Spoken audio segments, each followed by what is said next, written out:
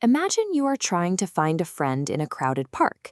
You pull out your phone, open a map app, and there it is, a glowing blue dot that shows exactly where you are standing. It seems simple, but a few specific layers of technology had to work together to tell that piece of glass and metal your exact physical location on the planet. Your phone acts as a highly sensitive radio receiver. It is constantly listening for invisible signals beaming down from a network of satellites orbiting thousands of miles above the Earth. This diagram shows how the system narrows down your location. One satellite signal creates a massive search radius. Two intersecting signals narrow it down. But when three or more spheres intersect, they pinpoint a single location. That exact center point creates the glowing blue dot.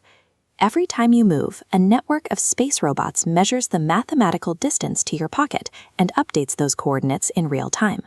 Even with that precision, the blue dot can jump around wildly or vanish completely when you really need it. Those satellite signals require a direct line of sight to space. Physical barriers like dense city skyscrapers bounce or block those invisible radio waves, leaving your phone blind. Unlike the older, static paper maps shown here, the digital map on your screen relies on layers of shifting data. Sometimes your screen will tell you to walk straight through a newly built fence or a closed road. That happens because digital maps rely on human data updates, not a live video feed of the ground right in front of you. We can only follow our screens so far. To truly understand where we are, we have to look at the physical geography underneath that digital map. If we strip away the digital interface, the roads, the traffic layers, the colors, we are left with an ancient, invisible framework, the global grid. This grid is anchored by two main starting lines. The equator slices the Earth horizontally into north and south, and the prime meridian slices it vertically into east and west.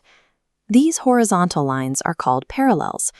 Because the Earth is wide in the middle, the equator is the longest parallel of all. Our planet is a sphere, so these circular lines shrink as they move away from the middle. By the time they reach the north and south poles, the circles have narrowed down to a single dot.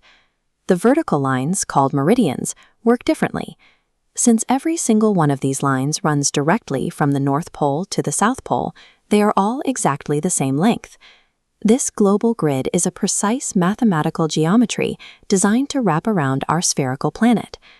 The global grid also serves as a giant clock. By locking location to the Earth's rotation, the lines of longitude define exactly when your day begins and ends. Our planet completes a full 360-degree spin every 24 hours. If you divide 360 by 24, you get 15. This means for every 15 degrees of longitude you travel, exactly 1 hour of time passes. Before modern clocks, towns used local time, setting their watches to noon exactly when the sun was highest in their specific sky. But as trains and flights began connecting distant cities, having a different local time every few miles caused scheduling chaos. The world solved this by establishing a single starting point for timekeeping. That point is the prime meridian in Greenwich, England, which serves as the 0 point for standard global time. Different countries handle this standard time in different ways. India spans nearly 30 degrees of longitude, but the entire country uses a single standard time that is exactly 5.5 hours ahead of Greenwich to keep the nation synchronized. By adopting a standard time, we can coordinate global flight schedules and digital meetings while the ground continues its physical rotation beneath us.